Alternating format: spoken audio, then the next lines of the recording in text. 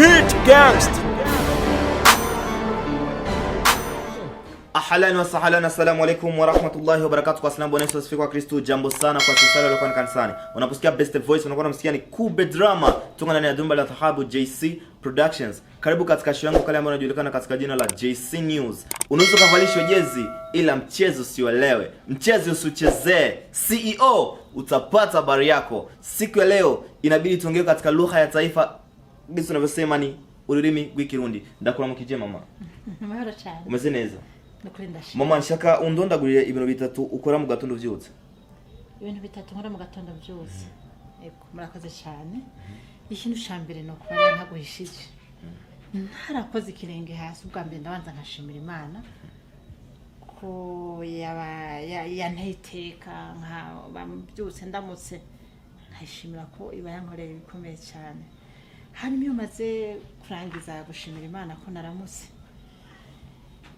ndavyuka rero mu gitondo ndakunda umushinga ntaye wanje cyane n'abana banje mu gitondo ncandiruka nka mu gikoni nkanyarusa nkabaronderera akantu bashobora gufata mu gitondo kugira ngo baje ku mirimo yabo. Mama, ibintu bitatu udakoze ukoza amezi abiri utabikoze ucyumva yuko babaye ku mutima. Mu buzima bwanje ibintu bitatu sishobora no kumara amezi abiri ntabikoze ahubwo uvuga n'indwi imwe yonyene. Nibihe no? Urumva cyambe nababwiye ndakunda Imana. Ndakunda n'umuryango wanje. Hanyuma icya gatatu ndakunda impano yanje ijanye no gukinira resi. Mama, aho nyene uri mukinyi w'amareresi gushika ubu wamaze gukina amareresi ireresi zingana? Sinke cyane ariko kandi sinanyinshi. Bakuzi kuri iye zina? Ndashobora kubabwira nka zine canke zitanu. Ego izina rye wakuzi ko ku mareresi wohora ukina? Nkunda gukina ndi nyina w'abana, ndi mama w'urugo, nkuko nyene mubibona ko ndi umuvyeyi kandi ndi umukenyezi. Okay, mama, kuva ukibitangura ara abantu burya bagukuriye canke abantu mungana imyaka bashaka kubwira ati ivyo nurimwo ni guta umwanya gusa, mugiye bari kubwira we wimvitse gute ku mutima?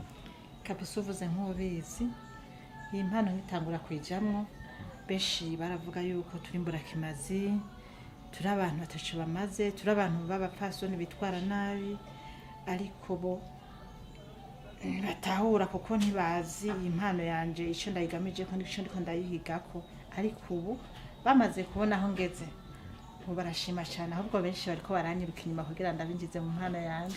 Mama, wavuye mu ntara ya Ngozi gushika ngaha mu Bujumbura waje gukorana ireresi no mu guhitwa Kebral Talent, ukaba urongoye na Freddy Ndayishimiye. Hama nikiye kintu ndayizeye Freddy, hama nikiye kintu washimiye gukorana na Freddy? Murakoze cyane kabisa, ikintu gikuru catumye niyumvira gukorana na Freddy ni ikintu gihambaye cyane. Bwa mbere na mbere Freddy ndamuzi, n'umwana avuka Ingozi wacu. Freddy n'umwana twatamiswanye hamwe, badutamikiye hamwe impano yiwacu, no kuvuga batwigishirije hamwe.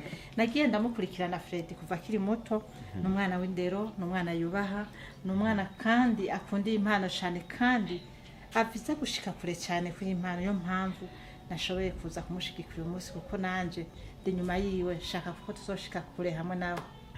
Mama, birashobora gushika ugasanga baguhamagaye hanze y'igihugu canke hanze hari iwanyu Ngozi, ugasanga umaze iminsi 2 canke 3 utari muhira, ni navyo bishobora kuzanira ingaruka mbi mu muryango? Nakuri ntangaruka nime kuko impano imbere yuko ndayijamwo narabanje ndasaba uruhusha mu muryango wanje, no kuvuga umushinga ntahe wanje arabinyemerera. Naho wombwira ko ushobora kumara ukwezi hanze nagiye kurangura amabanga aja gukora ibikorwa bijanye n'impano yanje, bivanye nuko aho ngeze nawe hamushimisha, ntangorane imwe no kuri mu muryango. Mama, turagushimiye cyane kuba witavye akamo ka JC Productions, nkaba nkingurutiye sana umukameramani wanje akaba yitwa Hamza Tusli, behind the camera ni Hamza Tusli. Asante na shukrani kwa msha subscribe kwa YouTube channel yangu inaitwa JC Productions. My name Kube Drama, CEO, utapata habari yako.